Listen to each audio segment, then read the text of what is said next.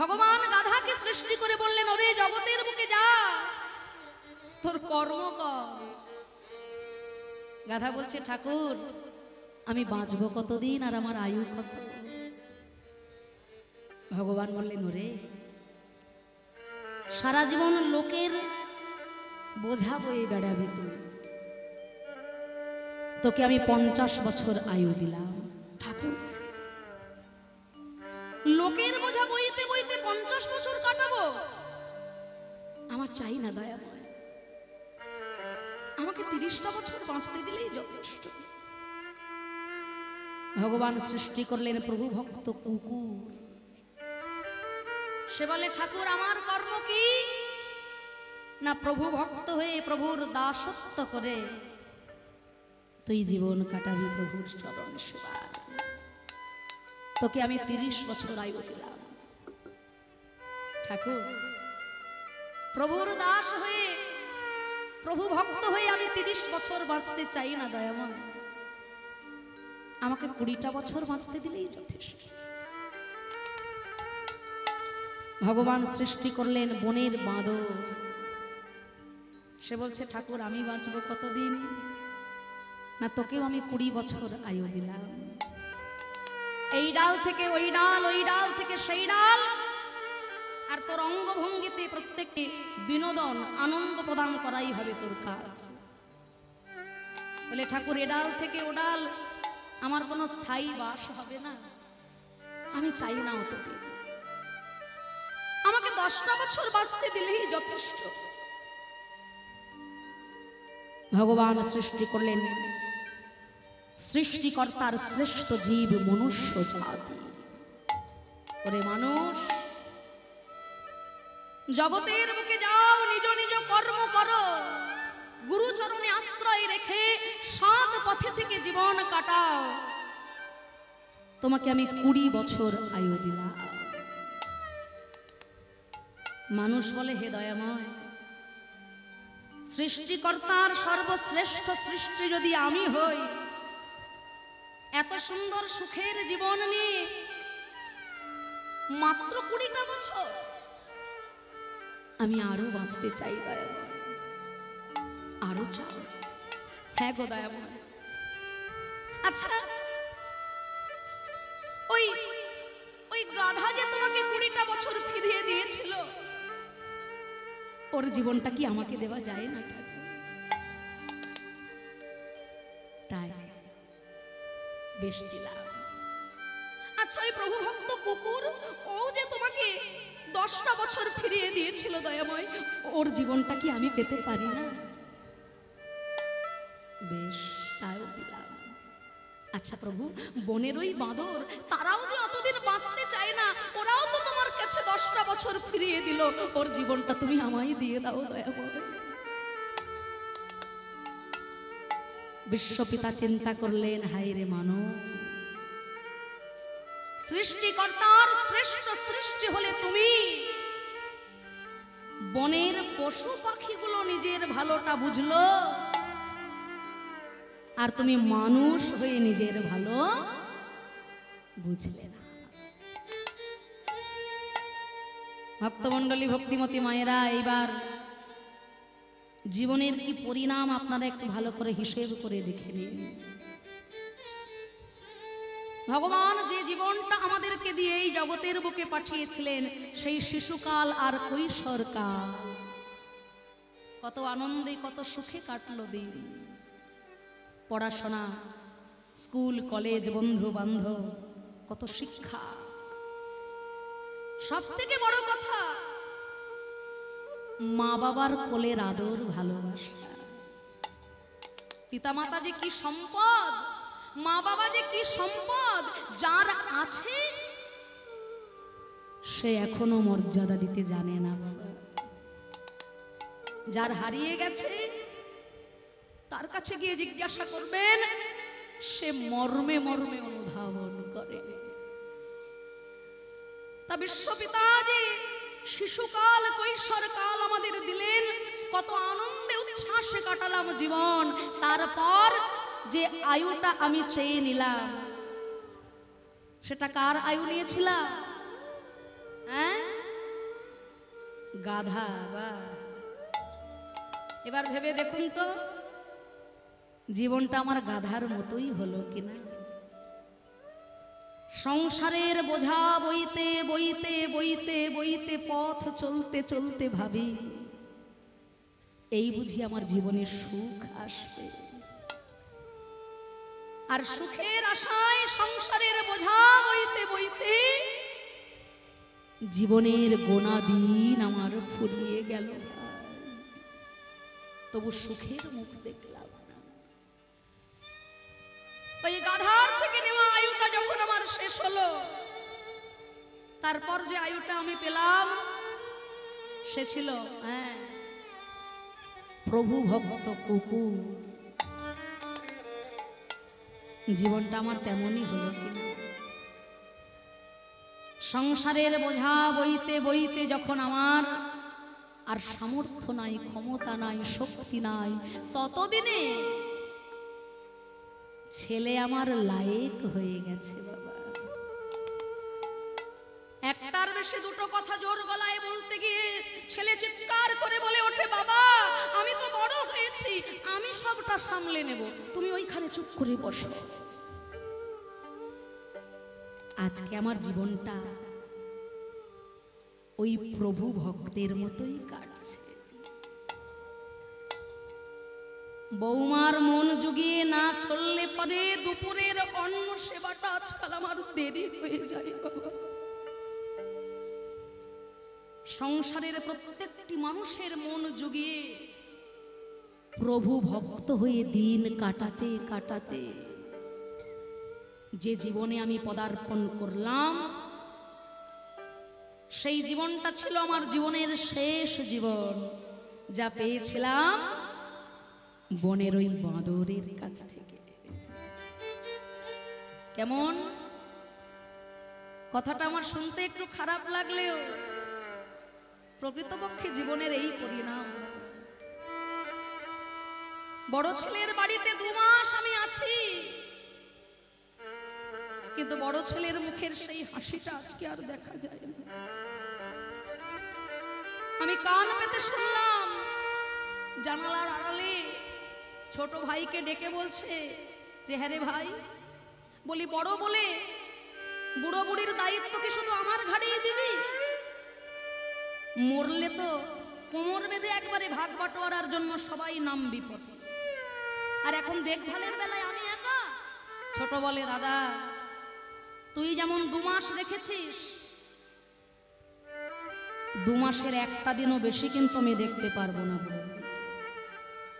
তাহলে দেখুন তো হিসেবটা এবার, বড়র বাড়িতে 2 মাস, মেজর বাড়ি 2 মাস, সেজর বাড়ি 2 মাস, ছোটর বাড়ি 2 মাস, আর আমার অঙ্গভঙ্গিতে নাতি নাতনিদের বিনোদন দিতে দিতে শেষের জীবনটা আমার নিতাই গৌর হরিবল বলে পার হয়ে গেল।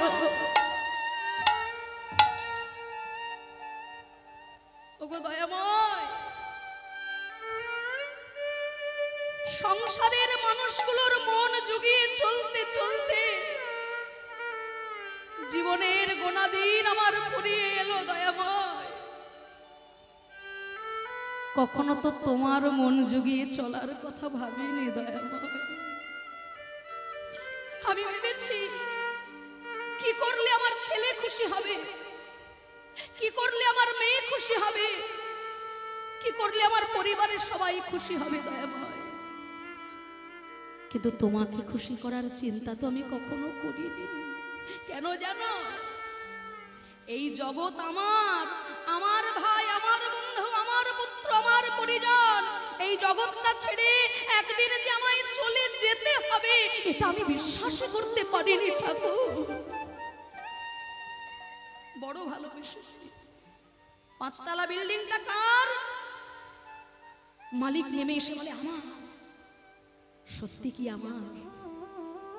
ও যদি আমারই হতো তাহলে আমার এত সুন্দর দেহটা থেকে ছোট্ট একটু প্রাণ বায়ু যখন চলে গেল, ওই 5 তলা থেকে হিড় হিড় করে নামিয়ে আমায় তুলসী তলার শুইয়ে দেওয়া হলো। ভাই,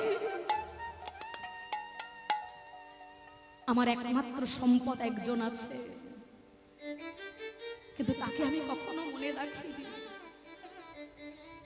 জীব নিত্য কৃষ্ণ দাস তাহা ভুলি গেলা, তে কারণে মায়া পিশাচি গলে তে বাঁধিলা।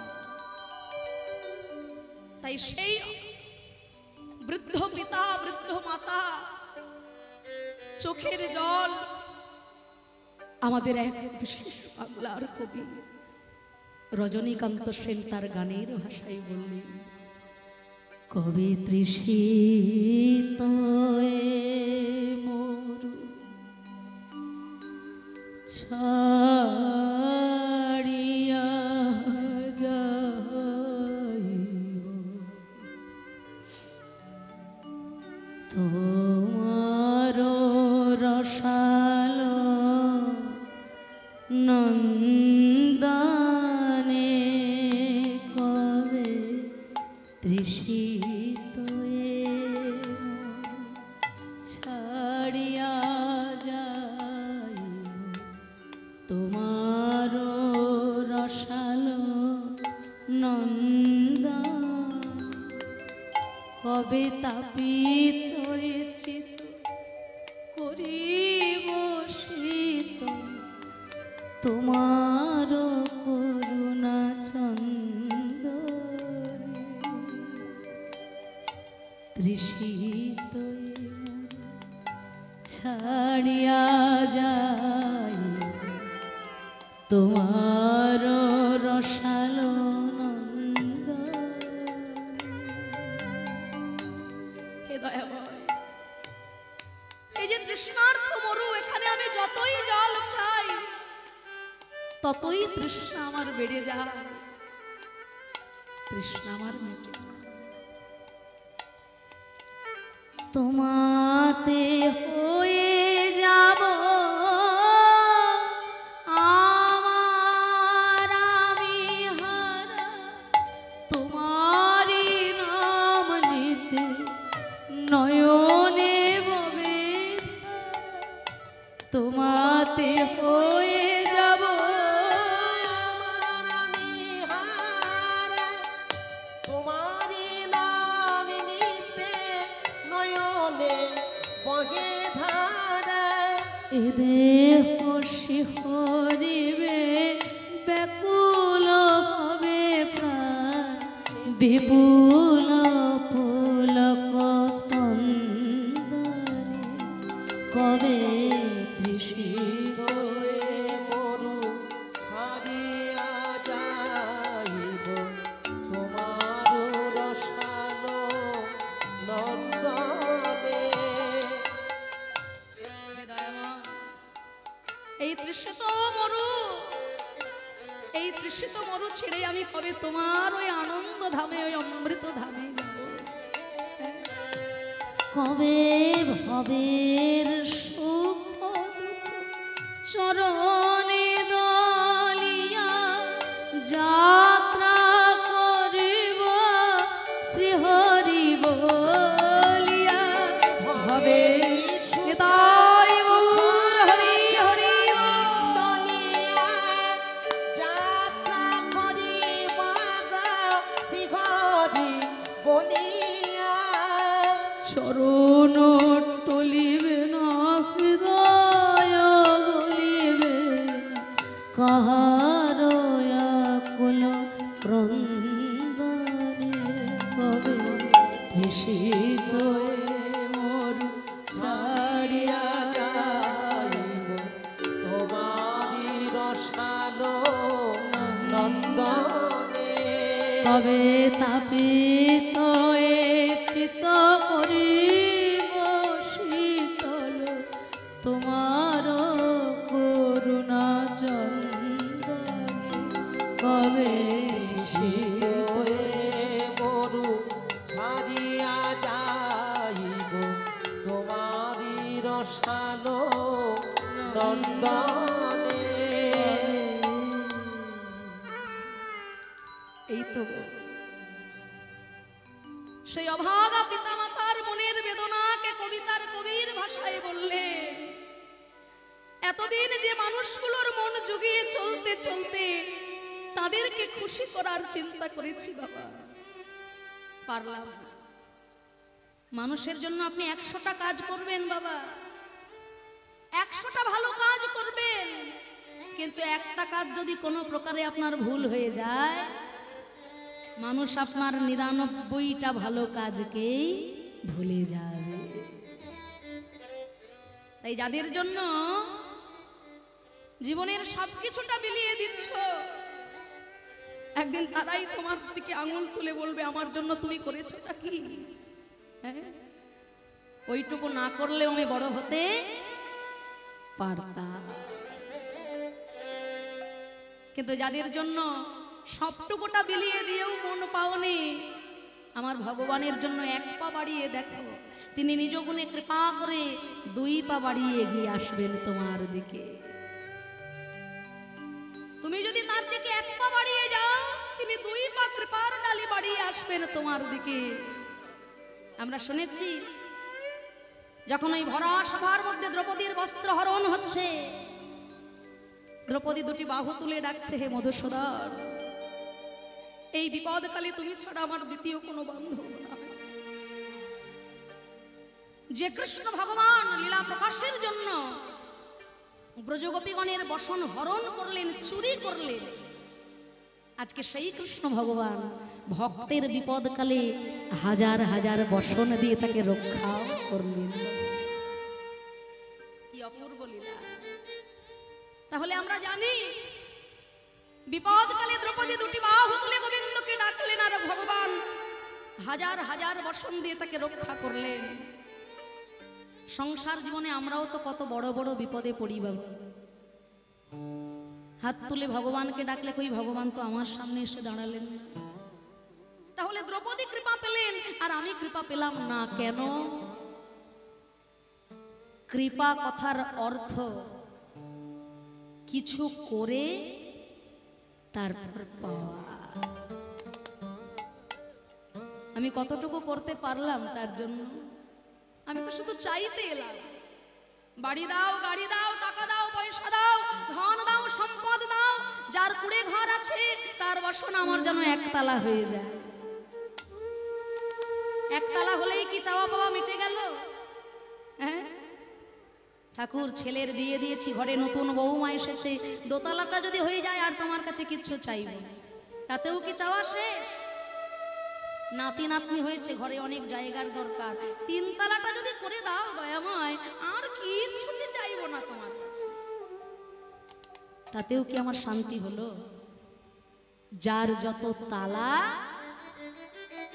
তার তত জ্বালা। হ্যাঁ,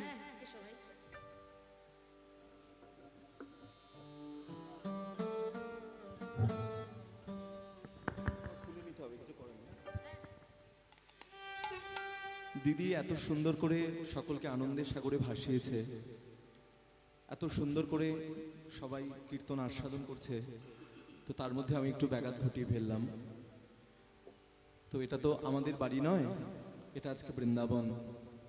আমার দাদু কীর্তনের বীজ বপন করেছিলেন প্রথম, তারপরে আমাদের কীর্তনের বাড়িটাই কীর্তনের বাড়ি হয়ে গেছে। তা আপনারা যারা দূর দূরান্ত থেকে ছুটে এসেছেন আজকে আমাদের বাড়িতে, আমি সবাইকে চিনিও না ঠিক করে, যারা বসে আছে অনেক দূর দূর থেকে, অনেক দূর ভক্তরা সবাই এসেছেন। জানি সবার কষ্ট হচ্ছে, তো একটু নিজের বাড়ি মতো মনে করে সবাই মানিয়ে নেবেন। আর এরপরে আমার দিদি গত বছরও এসেছিলেন, শুধুমাত্র আমার ভালোবাসার জন্যেই এবং আপনাদের ভালোবাসার জন্যেই। এবছরও দিদিকে বললাম দিদি আসতে হবে, তো দিদি এবছরও এলো। জানি না দিদি নিজের বাড়ি ভেবেই আসে, আর আমিও দিদির বাড়িতে যাই, এটা ভাই আর দিদির সম্পর্ক। তা যাই হোক, দিদির সময়ও প্রায় ফুরিয়ে এসেছে। তা যারা যারা আজকে উপস্থিত হয়েছেন, আমার জায়গা খুব সীমিত, তাই একটু আমি সকলকে নিবেদন করব একটু চেপে চেপে বসার জন্যে, কেননা অনেক ভক্তরা দাঁড়িয়ে আছে। আমি সবাইকে জায়গা দিতে আজকে পারবো না, এটা আমি নিজেও জানি। তা যাই হোক, প্রত্যেকে একটু চেপে চেপে বসবেন, যাতে সবাই নিজে বসবেন, অপরকে বসার সুযোগ করে দেবেন। আর প্রত্যেকে কেউ বাড়ি যাবেন না, সবাই থাকবেন। আজকে আমাদের সারা রাত্রি অনুষ্ঠান। দিদির পরে পদ্মপলার জি বাংলার সারেগামাপা চ্যাম্পিয়ন সবাই জানেন আসবে, তারপরে অঞ্জন উপাধ্যায় অনেক দূর থেকে, আসানসোল থেকে আসছে সুদর্শন কীর্তনিয়া, ইউটিউবে সবাই দিদি বলবে, রাত্রি 11টা থেকে। তাই ভালো ভালো কীর্তনে দল আমি করেছি। এবার আসরটা যদি ফাঁকা হয়ে যায় তাদের মনটা খারাপ হয়ে যাবে। তারপরে রাসলীলা গাইবে সোমাশ্রী রায় দিদি, সেও দিদি, সবাই দিদি, দিদি আর ভাই, নুপুর ব্যানার্জি দিদি, সেও দিদি। তা যাই হোক, সবার কাছে আমি ক্ষমা প্রার্থী, সবাইকে জায়গা দিতে পারবো না। এই অনুষ্ঠান আমার একার নয়, আমাদের একার নয়, এই অনুষ্ঠান আমাদের সবার। প্রত্যেকে সহযোগিতার হাত বাড়িয়ে দিয়েছে, তাই প্রত্যেকে সহযোগিতা করবেন যেন প্রত্যেক বছর এভাবেই আমরা হরিনাম যজ্ঞে ব্রতী হতে পারি। একবার সবাই মিলে প্রেমানন্দে নিতাই গৌর হরি বল।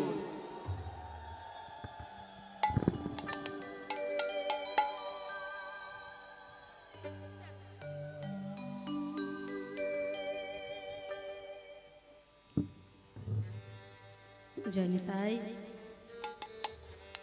আজ এই হরিবাসর প্রাঙ্গণে যে সংকীর্তন সুখের হাট, মধুর বৃন্দাবন সড়ক, যা আপনাদের জন্যই সম্ভব হয়েছে, তাই আমার ভাই যে কথা বলে গেলেন আমিও বলবো, নিজগুণে কৃপা করে আপনারা একটু নিজেদের জায়গা করে নেবেন, আর একজন ভক্ত হয়ে আর একজন ভক্তকে একটু বসার জায়গা দেবেন। কেননা এই হরিবাসরে একজন ভক্তকে যদি আমি জায়গা দিই, শ্রী গোবিন্দের চরণে আমার শেষের দিনে জায়গা থাকবে বাবা।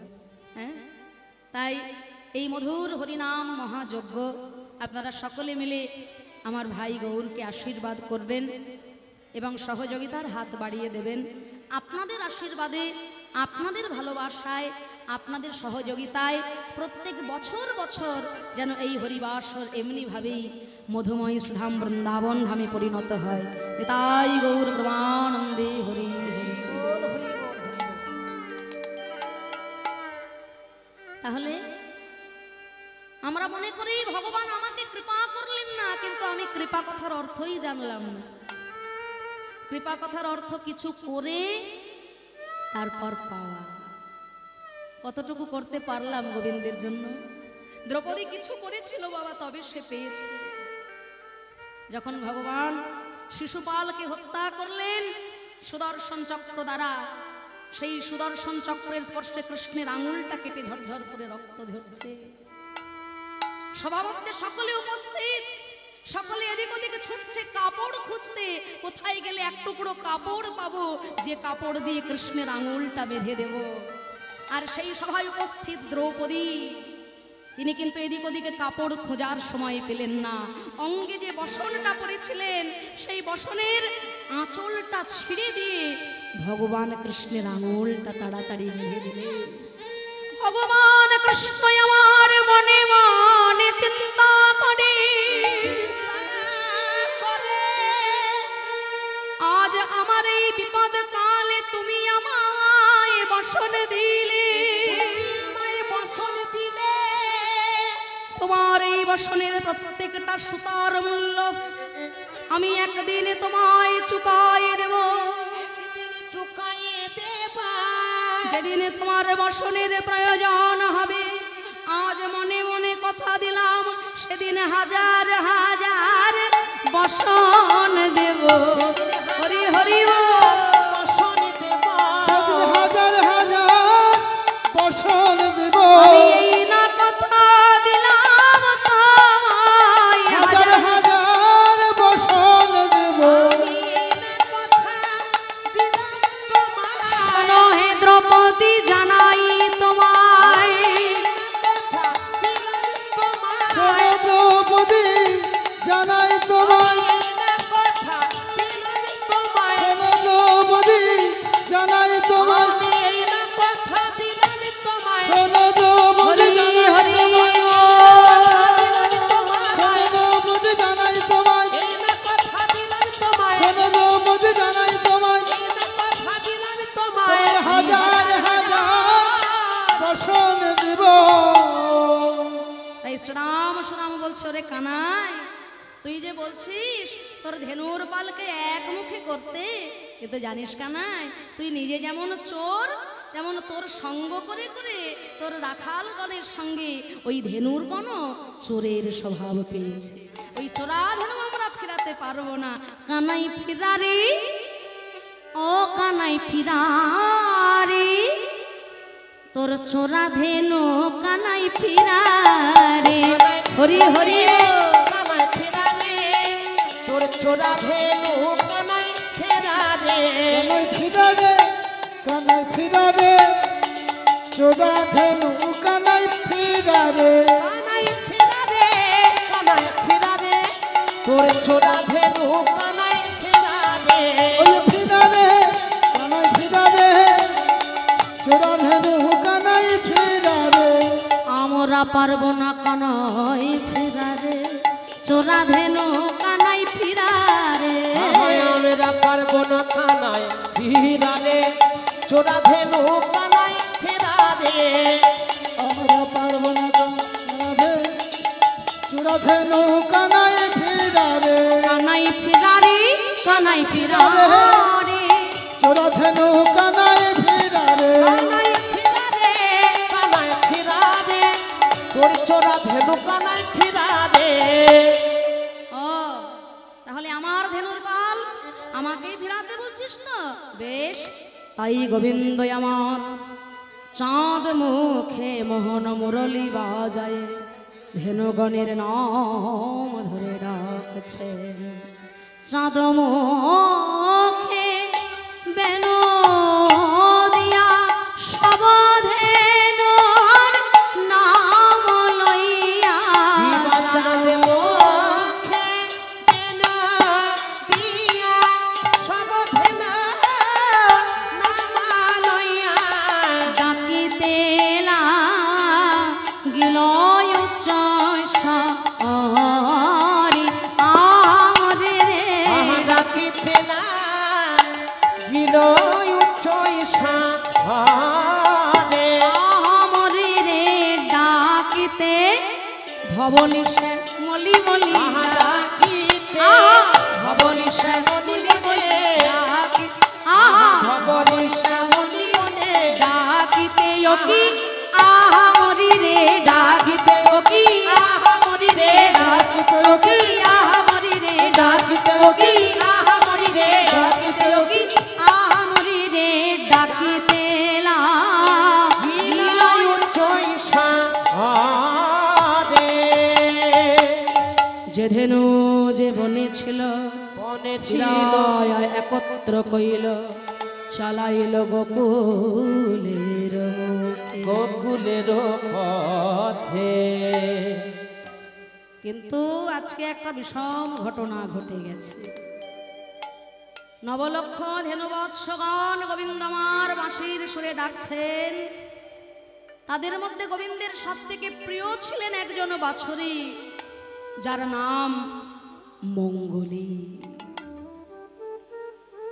ওই মঙ্গলীকে ভগবান আজকে আর খুঁজে পাচ্ছেন না মঙ্গলী তো ছোট্ট বাছুরি ভগবান বলেছিলেন ওরে মঙ্গলী এই কদম গাছটার নিচে থাকবি আর এখানে থেকে যতটুকু সম্ভব ততটুকুই ঘাস খাবি কিন্তু মঙ্গলী কদম গাছটা ছেড়ে যত মুখ বাড়িয়েছে তত পেয়েছে মিষ্টি মিষ্টি কচি কচি ঘাস আর সেই ঘাসের লোভের বশবর্তী হয়ে কখন যে গভীর অরণ্যের মধ্যে প্রবেশ করেছে মঙ্গলী সে নিজেও জানে না এমন সময় বেজে উঠল সেই অমোক আহ্বান ভুবন ভোলানো বাঁশির সুরে যেন শুনতে পাচ্ছে ভগবান ডাকছেন মঙ্গলী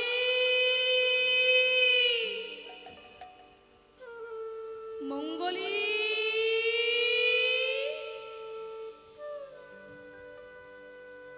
মঙ্গলী শুনতে পাচ্ছে না কিন্তু ভাবছে আমি যাব কেমন করে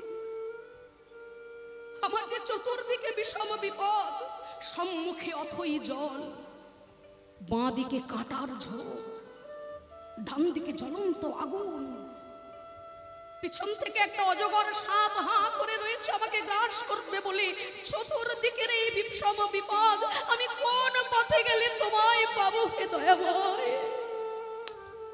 আমায় পথের সন্ধান বলে দাও ওই গভীর অরণ্যের মধ্যে থেকে মঙ্গলী তার চোখের জলে তার ব্যথা তার বেদনা তার আর্তনাদ গোবিন্দের চরণে পৌঁছে দিচ্ছে কৃষ্ণ কৃষ্ণ